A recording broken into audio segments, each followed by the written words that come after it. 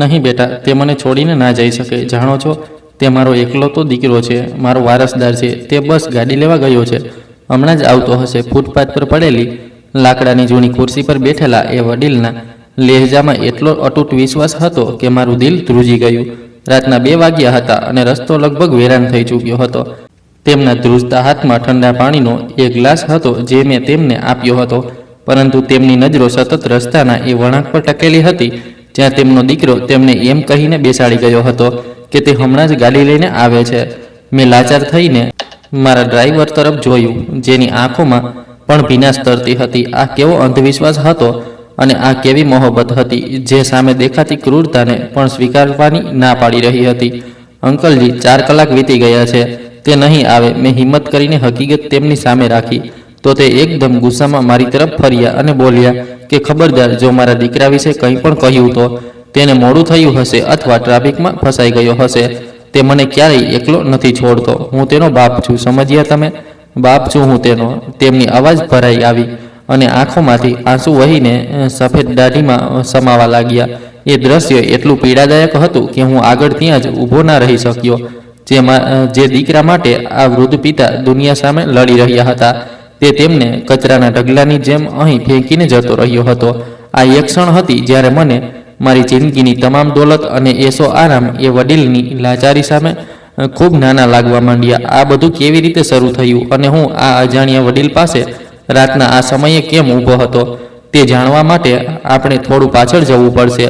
મારું નામ ઈશાન છે અને હું મારા શહેરના એક પ્રખ્યાત અને અમીર પરિવાર સાથે સંબંધ ધરાવું છું. હું મારા માતા પિતાનો એકલો તો દીકરો હતો અને ઉપરવાળાએ અમને દુનિયાનું દરેક સુખ આપ્યું હતું. જમીન, જાયદાદ, ફેક્ટરીઓ અને બેંક બેલેન્સ જેવી કોઈ વાતની કમી નહોતી. પણ કહેવાય છે ને કે માણસ પાસે બધું જ હોઈ શકે છે સિવાય કે સમય.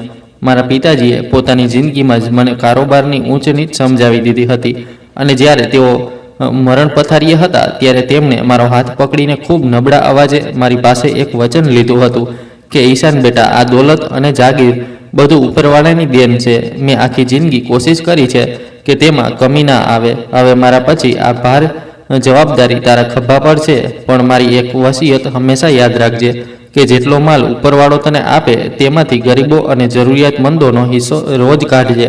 જો તું આવું કરીશ તો તારા દોલતમાં ક્યારેય કમી નહીં આવે અને તારા દિલને એવો સુકૂન મળશે જે બાદશાહોને પણ નથી મળતો. પિતાજીના અવસાન પછી મેં તેમની વસિયતને મારી જિંદગીનો મકસદ બનાવી લીધો. હું 22 વર્ષનો હતો જ્યારે બધી જવાબદારી મારા પર આવી પડી.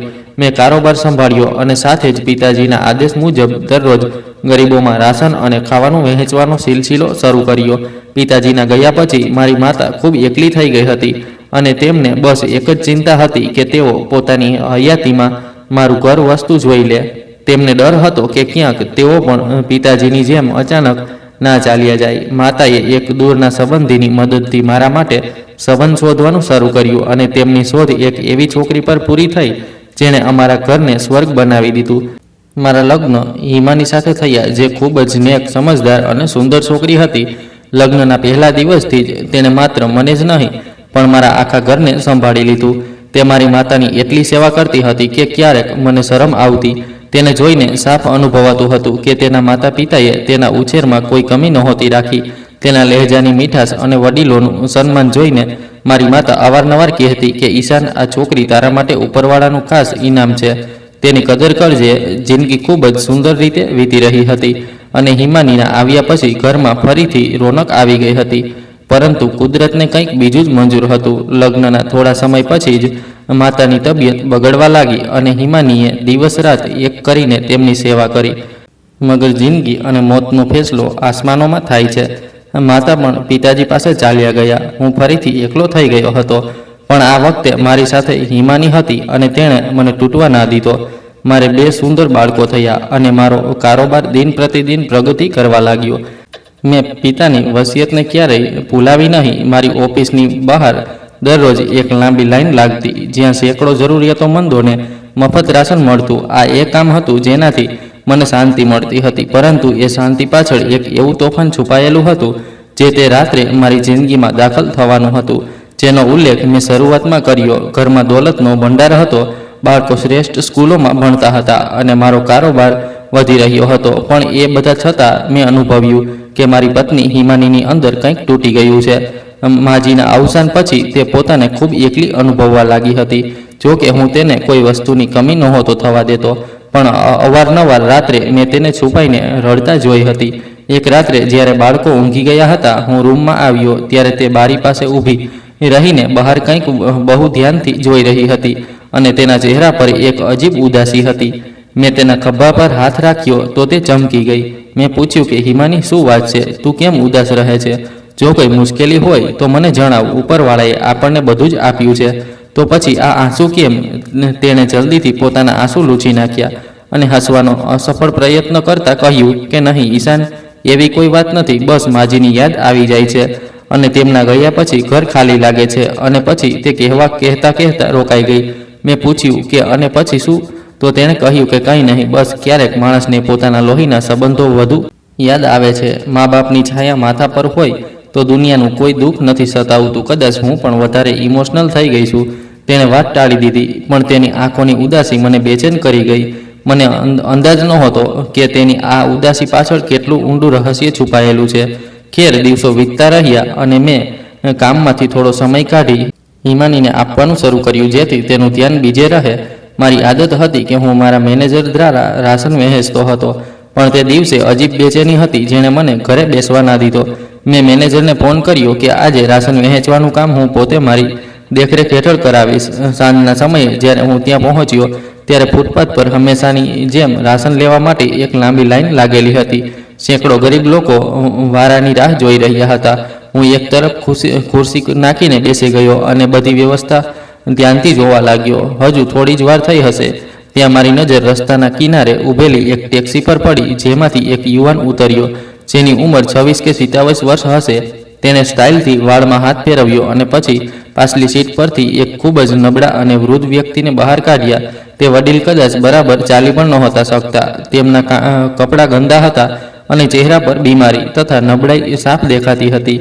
મેં ધ્યાનથી જોયું તો પેલો યુવાન તે વડીલનો હાથ પકડીને લાવ્યો અને રાશન લેવા વાળાની લાઈનમાં સૌથી છેલ્લે ઊભા કરી દીધા અને સખ્તાઈથી કહ્યું કે પપ્પા, તમે અહીં લાઈનમાં ઊભા રહો અને રાશન લઈને અહીં જ ફૂટપાથ પર મારી રાહ જોજો. હું જરા ગાડી સાઈડમાં લગાવીને આવું છું.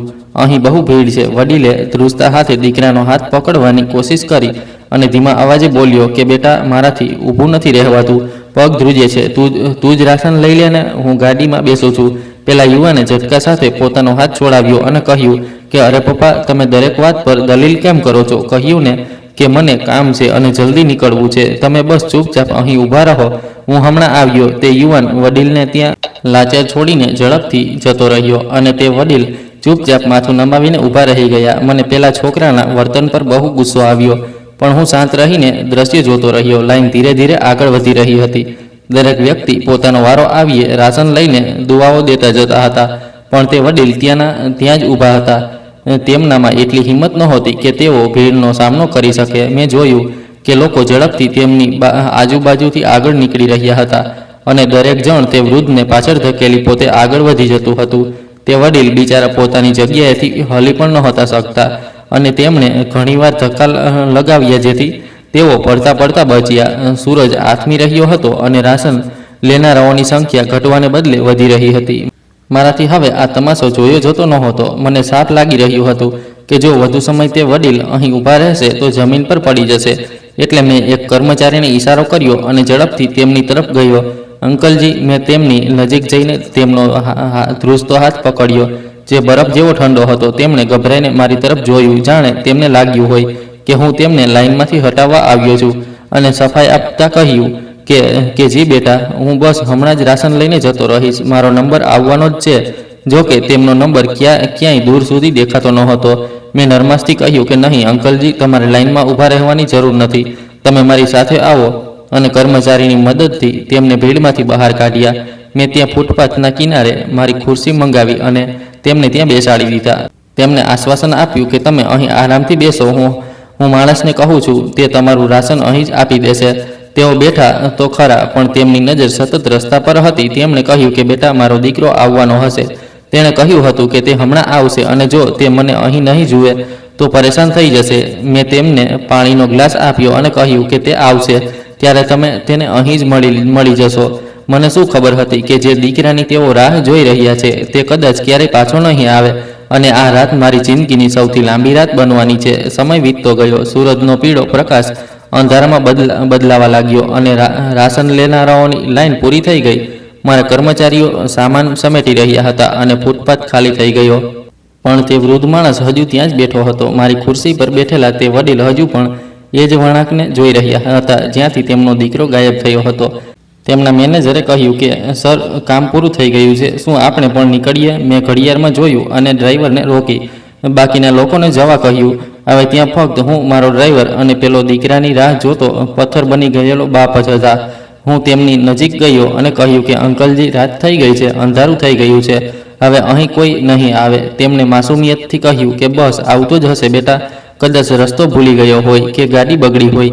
તેણે કહ્યું હતું કે અહીં જ રોકાજો અને જો હું ક્યાંય ગયો તો તે પરેશાન થઈ જશે. તેમની સાદગી અને દીકરા પરના અંધવિશ્વાસે મારું દિલ જીતી લીધું. મેં તેમને ઘરનું સરનામું પૂછ્યું પણ તેણે હકલાતા કહ્યું કે મને બરાબર યાદ નથી, કારણ કે દીકરાએ ગઈકાલે જ નવું ઘર ભાડે રાખ્યું છે અને હું જૂના મહોલ્લાને જાણું છું, પણ આ નવા રસ્તા મને નથી આવડતા. મેં જોયું કે તેમની પાસે કોઈ ફોન નંબર પણ નહોતો. બસ ખિસ્સામાંથી એક જૂની તસવીર કાઢીને બતાવી.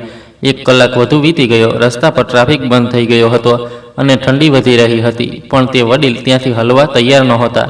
જ્યારે મેં ફરીથી આગ્રહ કર્યો તો તેઓ ભાવુક થઈ ગયા અને બોલ્યા કે ના, તે આવશે. તે મને આમ બિનવારીશ ના છોડી શકે. મેં તેને ઉછેર્યો છે અને આંગળી પકડીને ચાલતા શીખવ્યું છે. તે મારો સહારો છે. તેમની વાતમાં એવો વિશ્વાસ હતો જે વાસ્તવમાં તેમના અંદરના ડરને છુપાવવાની કોશિશ હતી. અચાનક એ શાંતિ વચ્ચે તે વડીલ ફૂટીને રડવા લાગ્યા અને જોરથી બૂમો પાડવા લાગ્યા કે આવી જા બેટા, આજ આવી જા, હું તારી રાહ જોઉં છું. મને અહીં ડર લાગે છે. તારા બુઢા બાપના પગ જવાબ આપી રહ્યા છે. મને અહીં એકલો ના છોડ. તેમની એ ચીખમાં એટલું દર્દ હતું કે મારું કલેજું કાપી નાખ્યું. મેં તેમને સમજાવ્યું કે અંકલજી, હવે તે નહીં આવે, કારણ કે જે સંતાન પોતાના બાપને આમ રસ્તા પર છોડી જાય છે તેને ચિંતા નથી હોતી. મારી વાત સાંભળીને તેમની આંસુનું છેલ્લું કિરણ પણ બુઝાઈ ગયું. તેઓ અંદરથી એકદમ તૂટી ગયા. મેં તેમને સહારો આપીને ગાડીમાં બેસાડ્યા અને મારા ઘરે લઈ ગયો. જ્યારે હું તેમને લઈને ઘરમાં દાખલ થયો ત્યારે હિમાની રસોડામાંથી પાણીનો ગ્લાસ લઈને બહાર આવી અને જેવી તેની નજર આ વૃદ્ધ અને લાચાર માણસ પર પડી, તેના હાથમાંથી ગ્લાસ છૂટી ગયો અને તે પથ્થર જેવી બની ગઈ. પછીના જ પડે તે પાગલોની જેમ તેમની તરફ દોડી અને તેમના ગળે વળગીને રડવા લાગી કે પપ્પા, મારા પપ્પા, તમે અહીં? હું સ્તબ્ધ થઈ ગયો. હિમાનીએ રડતા રડતા મને કહ્યું કે ઈશાન, આ મારા પિતા છે, જેમના વિશે મેં કહ્યું હતું કે તે અમને બાળપણમાં છોડીને જતા રહ્યા હતા. તે વડીલે પણ હિમાનીને ઓળખી લીધી અને પસ્તાવા સાથે રડવા લાગ્યા કે બેટા, મને માફ કરી દેજે. મેં તારી સાથે બહુ ખોટું કર્યું છે અને આજે ઉપરવાળાએ મને કયા હાલમાં તારા દરવાજે લાવીને ઊભો કરી દીધો છે. મેં હિમાનીને સમજાવીને પિતાજીને સોફા પર બેસાડ્યા અને તેમણે પાણી પીવડાવ્યું. જે બાપને તેણે વર્ષો પહેલાં ઠુકરાવી દીધો હતો, આજે એ જ દીકરીની મોહબ્બત જોઈને તેની આંખોમાંથી આંસુ વહી રહ્યા હતા અને હિમાની તેના પિતાના ખરબચડા હાથોને પોતાના ગાલ પર લગાવીને કહી રહી હતી કે પપ્પા, અમે તો તમને ક્યારેય અમારા દિલમાંથી કાઢ્યા જ નથી. અમે ત્રણેય બહેનો રોજ તમારી રાહ જોતી હતી. મમ્મી કહેતી હતી કે તેઓ નારાજ છે પણ એક દિવસ ચોક્કસ આવશે. દીકરીઓ તો પોતાના બાપને પ્રેમ કરે જ છે પપ્પા. બાપ ગમે તેવો હોય પણ દીકરીઓ માટે તો તે બાદશાહ જ હોય છે. દીકરીનો આ પ્રેમ જોઈને વડીલની ધીરજ ખૂટી ગઈ અને તેઓ ડસકા ભરીને રડવા લાગ્યા. તેમનું માથું શરમથી ઝૂકેલું હતું. રડતા રડતા તેમણે કહ્યું કે પણ મારી બચ્ચી, હું સારો બાપ ના બની શક્યો. મેં તમને દીકરીઓને આશીર્વાદ નહીં પણ બોજ સમજી. હું નાસમજ અને અક્કલ વગરનો હતો. મને લાગતું હતું કે દીકરીઓ ફક્ત ખર્ચ કરાવે છે અને તે કોઈ કામની નથી હોતી. હું આ જ વાતનું મહેણું તારી માને આપતો રહેતો હતો અને પછી એક દિવસ દીકરીના હોવા અને દીકરાની ચાહતમાં તમને બધાને રડતા કકડતા છોડીને ચાલ્યો ગયો. રૂમમાં સન્નાટો છવાઈ ગયો. ફક્ત તેમના રડવાનો અવાજ હતો. મેં જોયું કે હિમાનીનો ચહેરો દુઃખથી લાલ થઈ રહ્યો હતો. મેં વાતને આગળ વધારવા અને હકીકત જાણવા માટે સવાલ કર્યો કે અંકલજી, જો તમને ખોટું ના લાગે તો એક વાત પૂછું, તે છોકરો જે તમને ત્યાં છોડવા આવ્યો હતો તે તમારો દીકરો હતો? કારણ કે હિમાનીને તો કોઈ ભાઈ જ નહોતો. તો પછી તે કોણ હતો જેના પર તમે આટલો ભરોસો કરી રહ્યા હતા? મારા સવાલ પર વડીલના ચહેરા પર તકલીફની રેખાઓ ઉભરી આવી. તેમણે એક ઊંડો નિસાસો નાખ્યો અને કહ્યું કે હા બેટા, તે મારો જ દીકરો કહેવાય છે. હું જ્યારે મારી દીકરીઓ અને પત્નીને ગામડે છોડીને આવ્યો ત્યારે સીધો શહેરમાં આવી ગયો અને અહીં આવીને મેં બીજા લગ્ન કરી લીધા, કારણ કે મારો એક જ જુનૂન અને મકસદ હતો કે મારે દીકરો જોઈએ, મારો વારસદાર જોઈએ. તેઓ રોકાયા, ઊંડો શ્વાસ લીધો અને બોલ્યા કે પણ ઉપરવાળાની પકડ બહુ મજબૂત હોય છે. બીજા લગ્નથી પણ મને કોઈ સંતાન ન થયું. ઘણા વર્ષો વીતી ગયા અને મારું દિલ અંદરથી ખાલી થવા લાગ્યું. મને મારી દીકરીઓની યાદ આવવા લાગી અને ઘણીવાર મનમાં આવ્યું કે પાછો જતો રહું અને તમારા બધાની માફી માંગી લઉં, પણ ત્યાં સુધીમાં તો હું તમારી માને છૂટાછેડાના કાગળો મોકલી ચૂક્યો હતો અને મેં મારા પાછા ફરવાના રસ્તા પોતે જ બંધ કરી દીધા હતા. હિમાનીએ ડસકા ભરતા પિતાનો હાથ દબાવી દીધો. તે વડીલ આગળ બોલ્યા કે પણ મારા દિલમાં વારસની ઈચ્છા હજુ પણ સાપ બનીને ડંખતી હતી. જ્યારે ડૉક્ટરોએ જવાબ આપી દીધો ત્યારે મારી બીજી પત્નીએ મને એક સલાહ આપી કે તેણે પોતાની બહેનનો અનાથ દીકરો દત્તક લઈ લીધો અને મને કહ્યું કે આપણે આને ઉછેરીશું અને દુનિયાને એમ જ કહીશું કે આ આપણું પોતાનું લોહી છે, આપણો દીકરો છે. આપણે કોઈને નહીં જણાવીએ કે આ દત્તક લીધેલો છે. તેમની અવાજમાં ધ્રુજારી વધી ગઈ. હું વારસની ચાહતમાં અંધ થઈ ચૂક્યો હતો એટલે માની ગયો. મેં તે બાળકને મારું નામ આપ્યું અને તેને તે બધું જ આપ્યું જે હું મારી દીકરીઓને ના આપી શક્યો. હું સમજતો હતો કે આજ મારા ગડપણનો સહારો બનશે અને મને સંભાળી લેશે, પણ મને શું ખબર કે જેને હું મારું લોહી સમજીને ઉછેરી રહ્યો છું તે જ વાસ્તવમાં મારી બરબાદીનું કારણ છે. ઈશાન અને હિમાની શાંતિથી તેમની દાસ્તાન સાંભળી રહ્યા હતા. તે છોકરો મોટો થયો અને મેં તેની દરેક જાયજ નાજાયજ ઈચ્છા પૂરી કરી, પણ પરિણામ શું આવ્યું? વડીલે કડવાશથી કહ્યું કે તેણે જુવાનીમાં ડગમાં માંડતા જ પોતાનો અસલી રંગ બતાવવો શરૂ કર્યો અને તે બહુ બગડી ગયો. વડીલનો અવાજ ધ્રુજતો હતો અને ચહેરા પર દર્દ દેખાતું હતું. તેમણે ઠંડો શ્વાસ ભર્યો અને પોતાની ધ્રુજતી આંગળીઓ ઘૂંટણ પર ફેરવી કે બેટા, તે છોકરાએ મારી જિંદગીભરની કમાણી, મારો કારોબાર, મારું ઘર બધું જ જુગારમાં હારી દીધું. મેં તેને રોકવાની બહુ કોશિશ કરી, તેની આગળ હાથ જોડ્યા કે આવું ના કર, આ મારું ઘડપણ છે, પણ તેના પર તો દોલત અને નશાનું ભૂત સવાર હતું. તેણે એક એક કરીને બધું વેચી દીધું અને અમે ભાડાના મકાનમાં રહેવા લાગ્યા.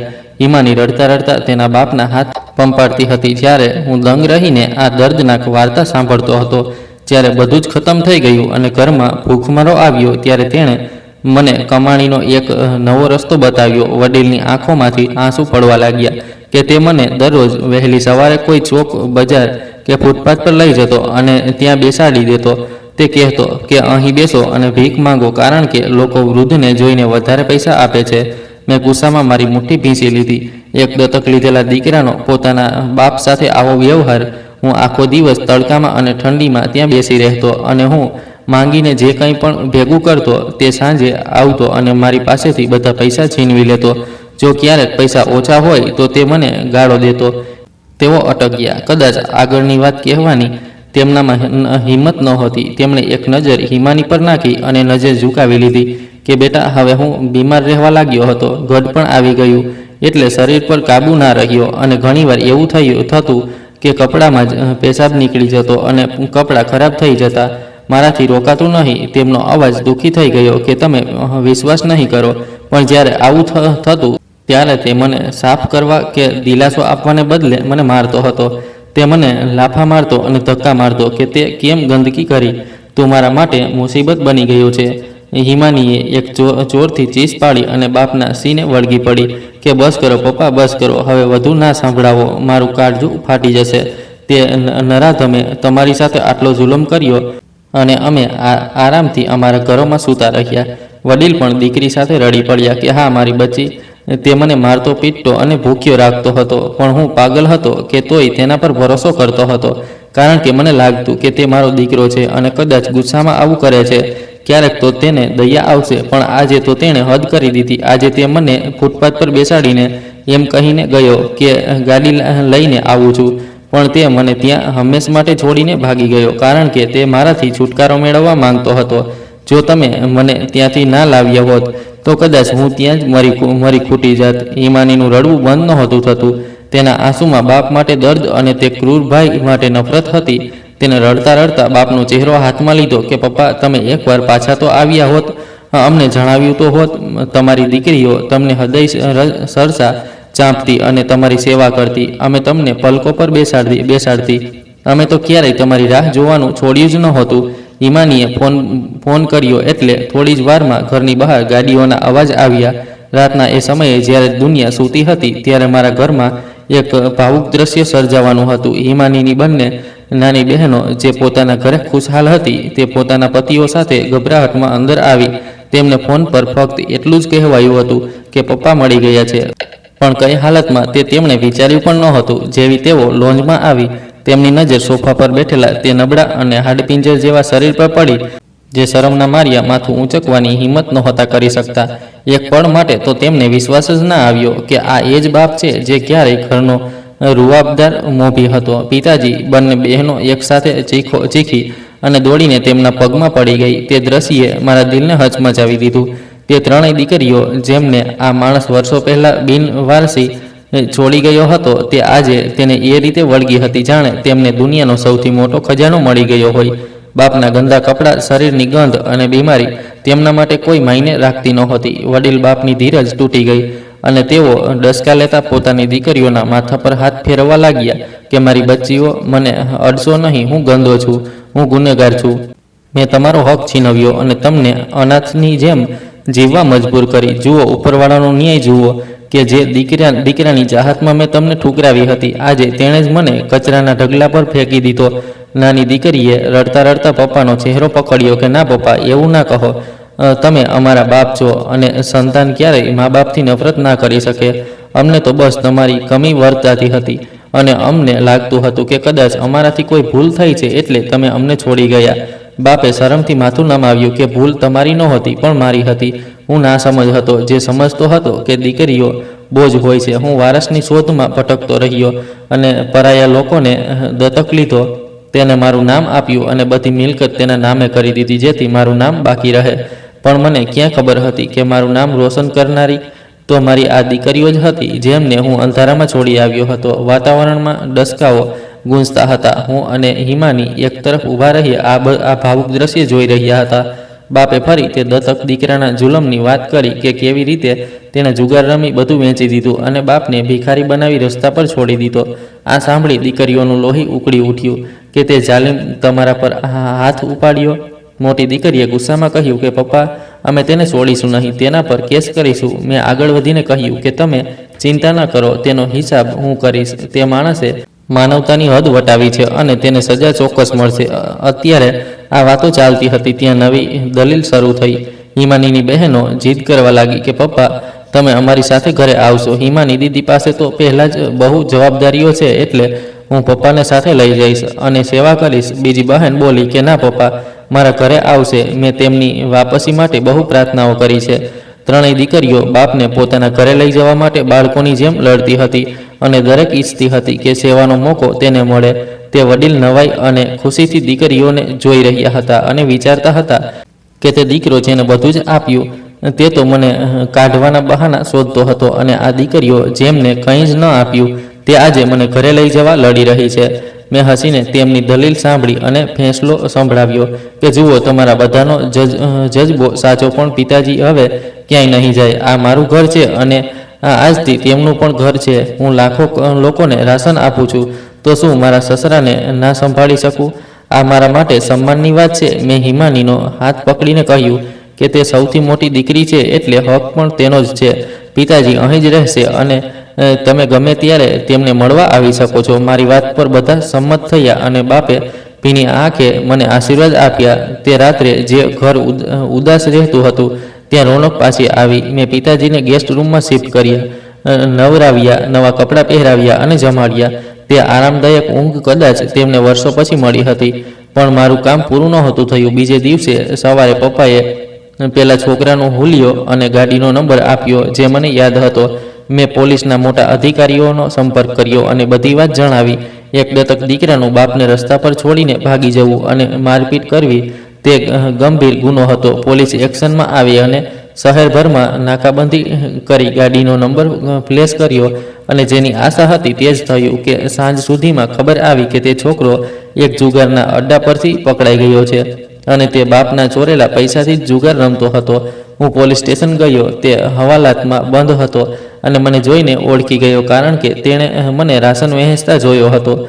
મેં કહ્યું કે કેમ ભાઈ, બાપની કમાણી ઉડાવવાનો બહુ શોખ હતો ને? તે બેશરમીથી બોલ્યો કે તે મારો બાપ હતો. હું ગમે તે કરું, તું કોણ છે? અને તે બુઢો તો અત્યાર સુધીમાં રસ્તા પર મરી ગયો હશે ને? તેની બેશરમી જોઈને મારો પિત્તો ગયો. મેં ઇન્સ્પેક્ટરને કહ્યું કે આના પર હત્યાની કોશિશ અને વડીલોના અધિકારોના ઉલ્લંઘનનો કેસ કરો.